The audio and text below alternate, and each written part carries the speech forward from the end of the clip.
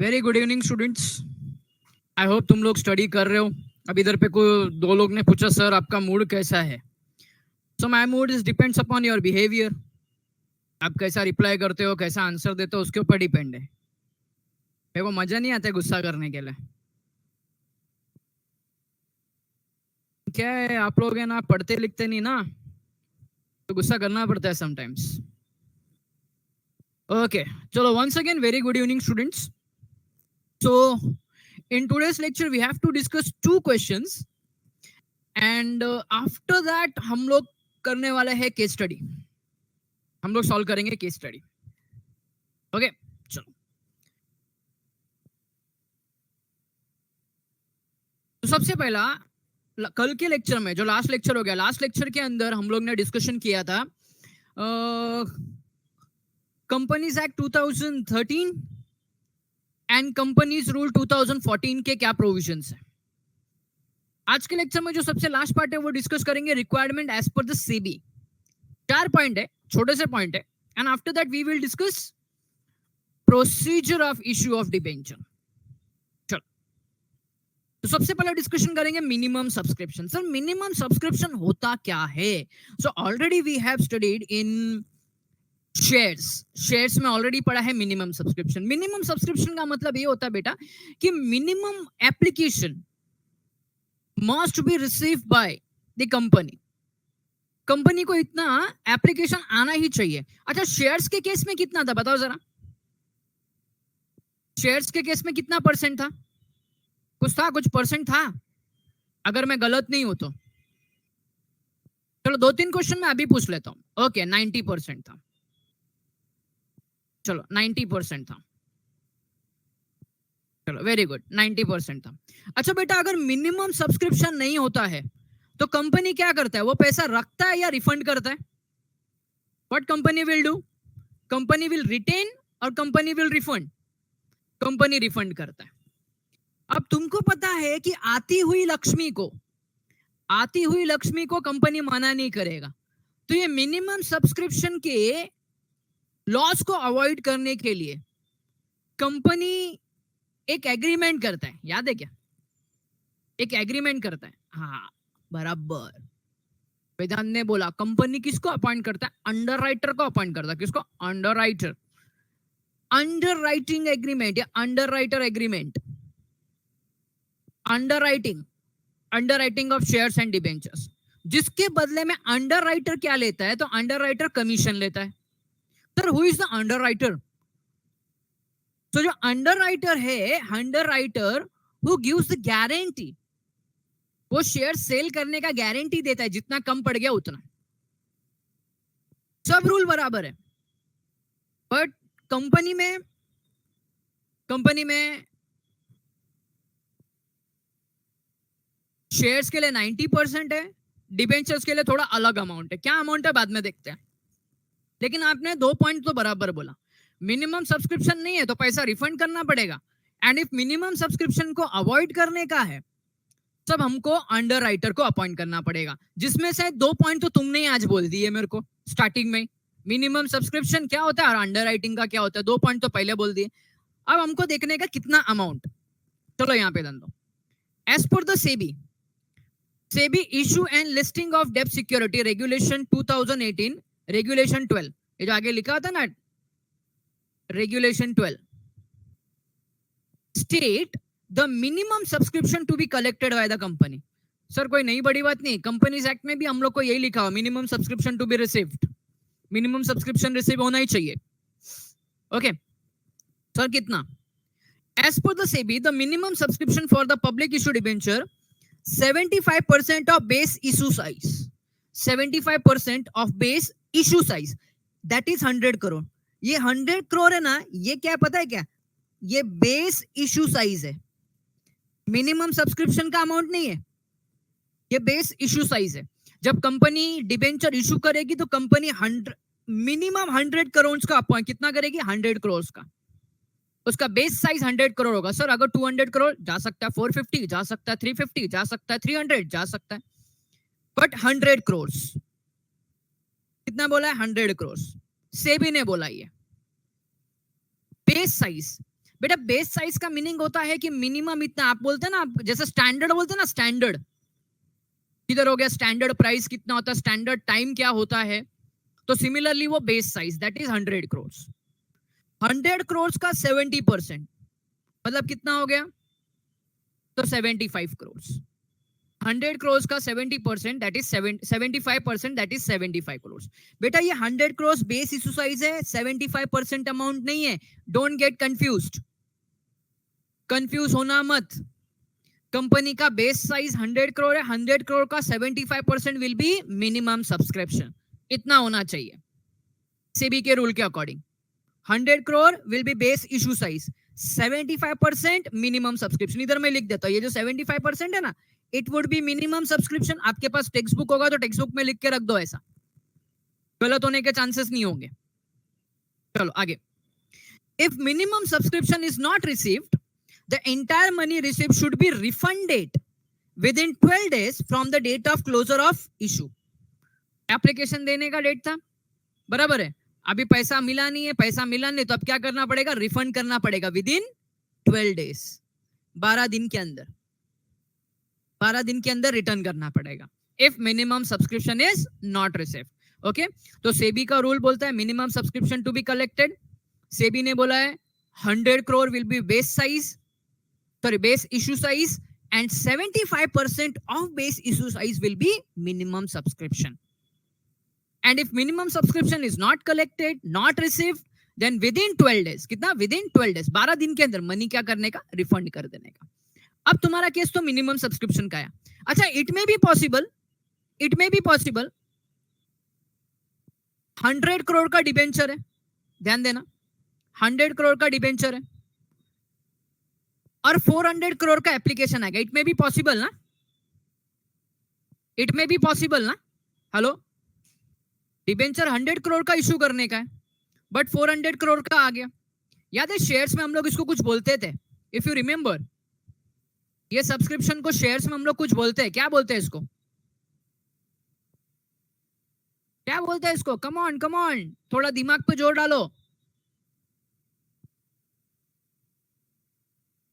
If application is more than issue size और more than issue, तो उसको हम लोग क्या बोलते हैं,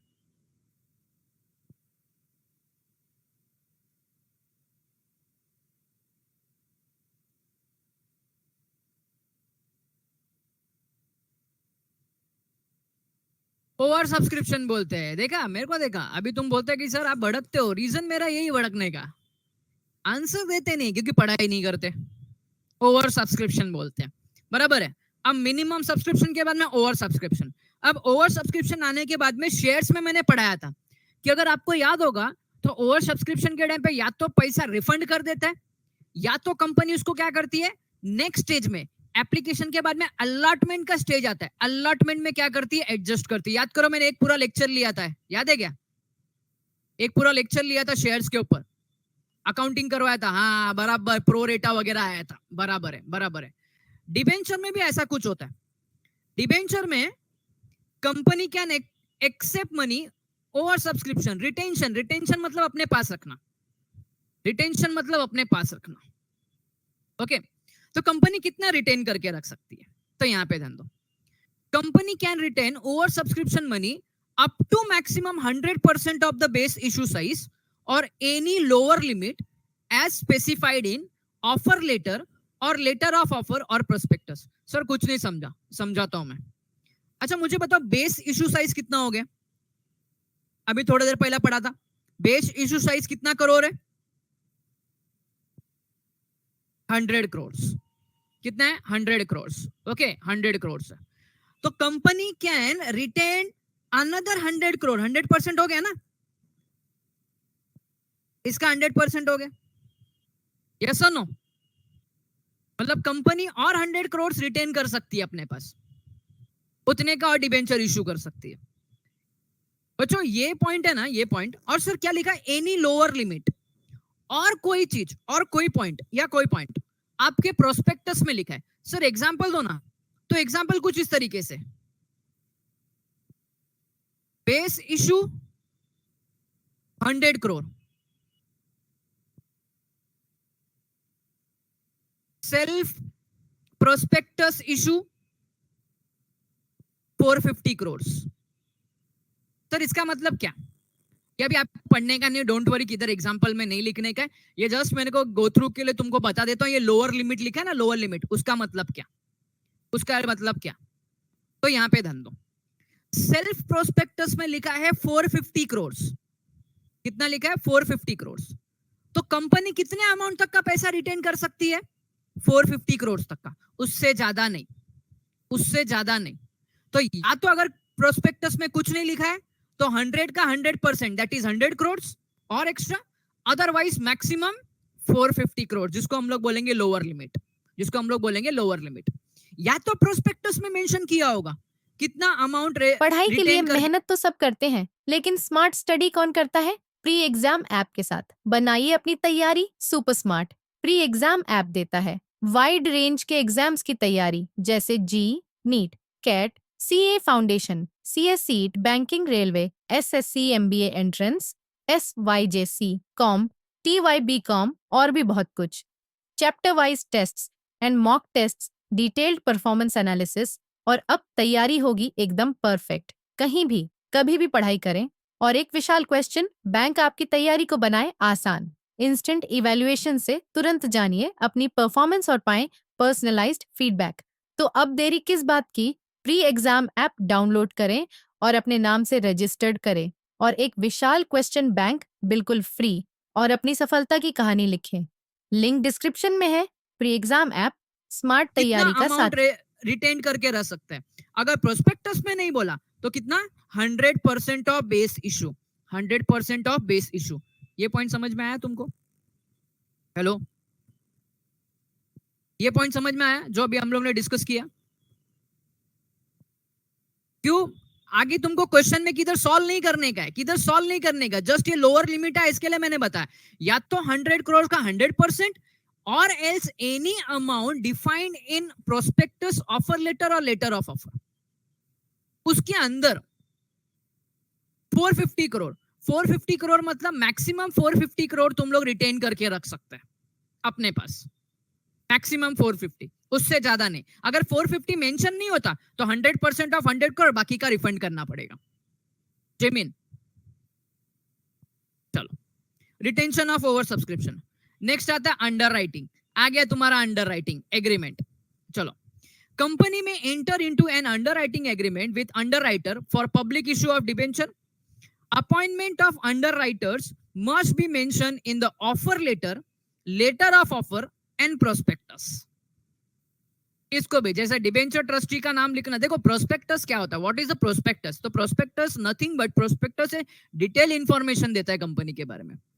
prospectus will give you detail information. जैसा आप कॉलेज के एग्जांपल दे रहा हूं, आप कॉलेज का प्रोस्पेक्टस देखो तो उसमें जिसने स्टैब्लिश किया था, फाउंडर जिसकी डेथ हो गई है, वो फाउंडर का नाम से लेके कमिटी में कितने मेंबर्स है, समटाइम्स कॉलेज में कितने प्रोफेसर्स है, कितने क्लर्क्स है, उसकी पूरी डिटेल लिखी होती है। अगर कोई ट्रस्ट के थ्रू कॉलेज है तो कितने लोग ने ट्रस्ट में, सॉरी, कितने लोग ने क्या बोलते हैं अपना ये डोनेशन दिया हुआ है, वो भी डिटेल लिखी होती है प्रोस्पेक्टस के अंदर। तो सिमिलरली यहां पे भी कंपनी के प्रोस्पेक्टस में each and every detail mention होती है। ओके, और अंडर राइटिंग एग्रीमेंट क्यों हम लोग रखते हैं? तो सिंपल सी बात है, to avoid minimum subscription. Simple है, टू अवॉइड मिनिमम सब्सक्रिप्शन। सबसे लास्ट एंड मोस्ट इंपॉर्टेंट बड़ा है credit rating. Sir credit rating क्या होता है? अब एक सिंपल सा एग्जांपल देखता हूं। अच्छा, कोई मूवी आती है, कोई मूवी रिलीज हुई, कोई ओटीटी प्लेटफॉर्म के ऊपर वेब सीरीज आ गई, तो आप वेब सीरीज कितनी अच्छी है, क्या देख के आप वेब सीरीज को देखने जाते हो? अच्छा, फीडबैक देख के, ट्रेलर देख के, ओके, रेटिंग स्टार देख के, ओके, स्टार्स देख के। देखो जब भी ओटीटी वगैरह या किसी के ऊपर या कोई मूवीज वगैरह कुछ भी जब रिलीज होती है, मूवीज वगैरह कुछ भी सब रिलीज होती है, तो वो टाइम पे उसके दूसरे दिन रेटिंग्स आने को स्टार्ट हो जाते हैं, रेटिंग्स आने को स्टार्ट हो जाते हैं. इट में भी पॉसिबल नंबर्स में हो, इट में भी पॉसिबल स्टार्स में हो. 5 स्टार है, 4 स्टार है, ऐसा फॉर एग्जांपल जो भी है रेटिंग्स आती है. अब वो रेटिंग को देख के आप डिसाइड करते हैं. अभी सपोज रेटिंग अगर 1/10 है, रेटिंग अगर 1/10 है और एल्स हाफ स्टार दिया हुआ है, हाफ स्टार दिया है, तो तुम बोलेंगे घटिया है, पिक्चर देखने जाने का ही नहीं है, बकवास, क्या बात है, खतरनाक वर्ड यूज किया, मैं अभी यूज करने वाला, बकवास, मजा नहीं है. ओके, अब उधर ही 9 दिया और 9.5 दिया और 5 स्टार दिया, 4.5 स्टार दिया, तो बोलेंगे अरे झकास, कड़क, एक नंबर, अब मूवी को देखने जाने का है. ओके, अब मूवी को देखने जाने का है. तो सिमिलरली कंपनीज को भी क्रेडिट रेटिंग मिलती है, कंपनीज को भी क्रेडिट रेटिंग मिलती है, बराबर है. डिबेंचर इशू करने के टाइम पे कंपनीज को भी क्रेडिट रेटिंग, और क्रेडिट रेटिंग के लिए एजेंसीज है. कौन एजेंसीज है मैं थोड़ी देर में डिस्कस करूंगा. उन लोग क्रेडिट रेटिंग्स देते हैं, एंड वो क्रेडिट रेटिंग के बेस के ऊपर से मालूम पड़ता है कि कंपनी के अंदर डिबेंचर लेने का या नहीं लेने का, लेने का या नहीं लेने का. अब मेरे को एक बात बताओ, ये रेटिंग्स की इंफॉर्मेशन कहां दी होगी, ये रेटिंग्स की इंफॉर्मेशन कहां दी होगी, कोई बताएगा मेरे को, रेटिंग्स की इंफॉर्मेशन कहां दी होगी. वेदांत बोलता है प्रोस्पेक्टस, शायद न्यूज़पेपर. अरे बाबा मैं कंपनी की बात कर रहा हूं, अनुज, जमीन, मैं मूवी की बात नहीं कर रहा हूं अभी. प्रोस्पेक्टस में दी होती है. अरे बेटा, जब तुम कंपनी के कुछ अप्लाई करने कुछ जाओगे तो तुम्हारा इंफॉर्मेशन इनविटेशन के ऊपर सब कुछ लिखा होता है प्रोस्पेक्टस में. मतलब क्रेडिट रेटिंग कंपलसरी प्रोस्पेक्टस में होनी चाहिए. कंपलसरी किधर होनी चाहिए, प्रोस्पेक्टस में होनी चाहिए. ओके, कंपलसरी प्रोस्पेक्टस में. तो सेबी ने बोला है company should get credit rating for the issuing debenture, because इसको देख के मालूम पड़ेगा कि कंपनी के अंदर क्या सीन चालू है. Credit rating, what is a credit rating? Rating given the debt security by a credit rating agency which indicates the credit risk level. Sir क्या है credit risk level? मतलब पैसा डूबेगा या मिलेगा, पैसा डूबेगा या मिलेगा, ये देख के मालूम पड़ेगा.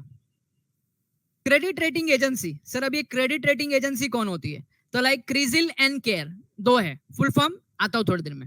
विच rates the credit worthiness of a company issuing debenture, deposits and other डेब्ट सिक्योरिटी.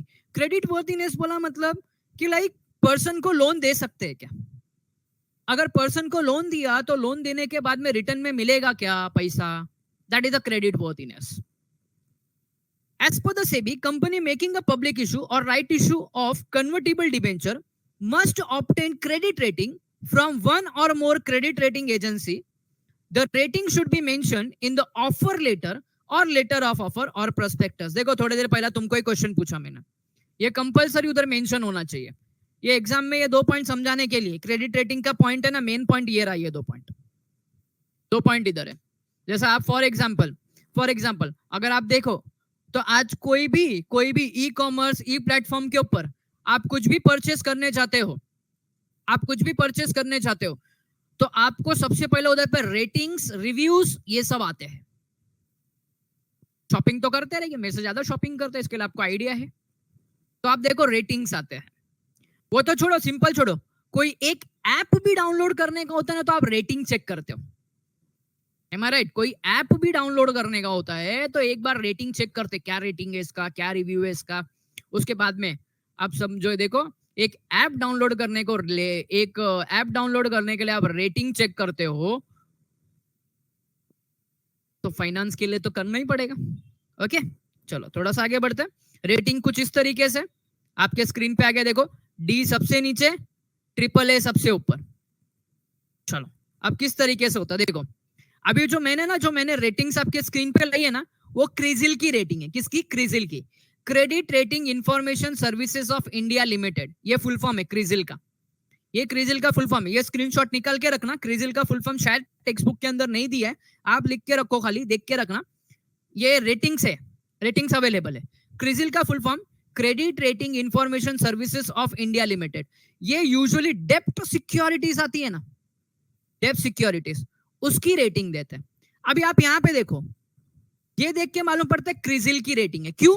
तो rating triple A, double A, triple B, double B, B, C, D, उसने इस तरीके से रेटिंग दी हुई है, बराबर है। ये क्रिजिल ने रेटिंग दी। सर कहां से मालूम पड़ा? रेटिंग के आगे क्रिजिल का नाम है। अभी अगर केयर ने, केयर का full form credit analysis research limited, research का आर ही मिलके आता है केयर में, ओके। अगर केयर नहीं दी होती तो इधर पे वर्डिंग आता था केयर, इधर पे वर्डिंग आता था केयर, ओके। अब देखो इधर पे ट्रिपल ए है, मतलब हाईली सेफ्टी है, मतलब तुमको रिटर्न मिलना ही मिलना है। Double A high degree of safety, triple A कड़क, मस्त, झगास, डबल ए कोई प्रॉब्लम नहीं है, इट्स ओके, कोई प्रॉब्लम नहीं है, यू कैन गो। ए बोला मतलब ठीक है, ट्रिपल बी 3 बार सोच ले, डबल बी 2 बार सोच ले, बी इन्वेस्ट मत कर, सी बॉस जबरदस्त रिस्क है, डी थर्ड क्लास बकवास, पैसा इन्वेस्ट करने का ही नहीं। ये अपना लैंग्वेज था, ये अपन जो डेली यूज के लिए बोलते हैं ना, ऐसा एग्जाम में किधर लिखने का नहीं है। नहीं तो तुम बोलेंगे सर ट्रिपल ए बोला तो विकास बोला कड़ाक झकास एक नंबर, ऐसा उधर किधर लिखना मत। तो खुद तो सुनेंगे ही, मेरे को भी सुनाएंगे 4 बात, जब तुमको पता है कि सर ये क्या है, ओके। एग्जाम में किधर आने वाला नहीं है, रेटिंग्स का मीनिंग क्या होता है किधर पे आने वाला नहीं है, ये सिर्फ है ना तुम लोग को देख के रखने का इसका मीनिंग क्या होता है, ओके। तो इस तरीके से रेटिंग आती है, और एटलीस्ट 2 लोग की, कितनी, 2 एजेंसीज की, 2 क्रेडिट रेटिंग एजेंसीज की रेटिंग्स वहां पे आती है। जैसा आप देखो मूवीज है ना, मूवीज के अंदर है ना, आप दूसरे दिन जो क्रिटिक्स होते हैं उन लोग सब होते हैं, उन लोग क्या करते हैं, उन लोग ने एक पेज के ऊपर पूरा अलग अलग लोगों की रेटिंग एक साथ में आती है, ओके। चलो, सो इधर पे हम लोग ने प्रोविजंस कंप्लीट किए।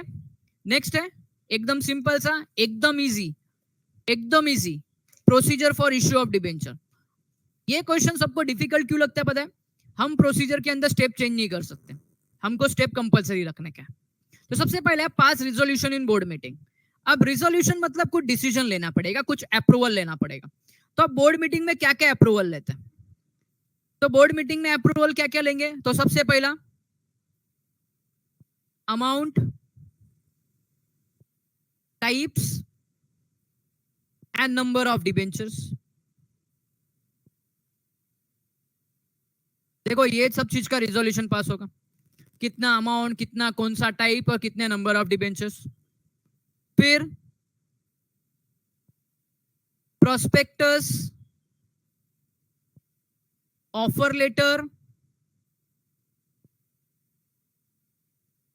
Letter of offer,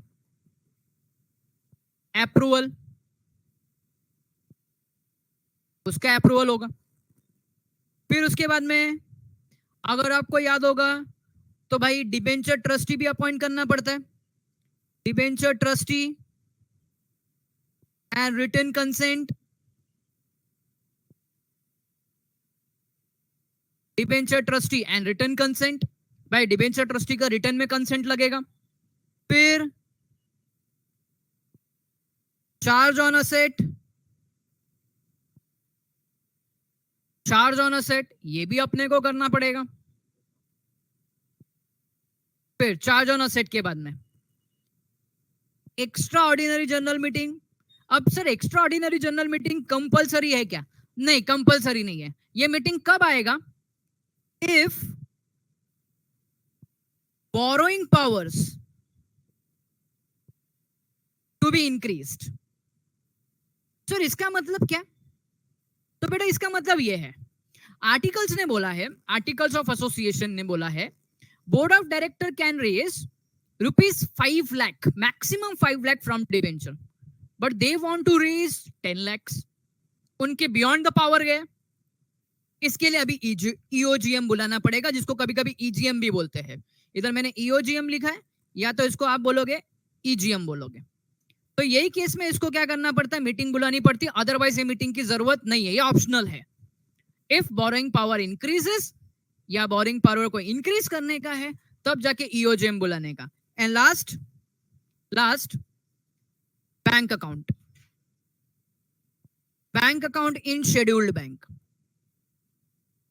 sir bank account क्यों? तो बेटा बैंक अकाउंट इसके लिए, तो बट ऑब्वियस एप्लीकेशन मनी कहां पे जमा होगी? एप्लीकेशन मनी भी तो जमा करनी पड़ेगी ना। जब इन्वेस्टर्स आएंगे, जब जो डिबेंचर होल्डर आएंगे, उनको अगर पैसा जमा करने का, तो कंपनी में जाके कैश लेके तो पेटी लेके खड़ा नहीं रहेंगे, ले भाई मेरा 50 लाख, ले भाई मेरा 1 करोड़, एक पेटी, एक खोखा, ऐसे तो खड़े नहीं रहेंगे लेके उधर पे। उनको कहीं ना कहीं तो डिपॉजिट करना पड़ेगा। तो उन लोग कहां पे डिपॉजिट करेंगे? बैंक में। तो वहां पे एक बैंक अकाउंट ओपन करना पड़ेगा शेड्यूल बैंक के अंदर। ठीक है, तो ये था first step, pass resolution in board meeting. तो बोर्ड मीटिंग के अंदर इतना पॉइंट डिस्कस होगा। अब बोर्ड मीटिंग के बाद में नेक्स्ट पॉइंट आता है होल्ड ईजीएम। अब ईजीएम कंपलसरी नहीं है, ईजीएम कंपलसरी नहीं। ईजीएम कब आएगा? If borrowing powers to be increased, if borrowing power to be increased, if borrowing powers to be increased। किसका? बोर्ड ऑफ डायरेक्टर का। किसका? बोर्ड ऑफ डायरेक्टर का। ओके, अब ये ईजीएम क्यों अपॉइंट करते हैं या ईजीएम क्यों हम लोग कॉल करते हैं? तो इसका एक ही रीजन है,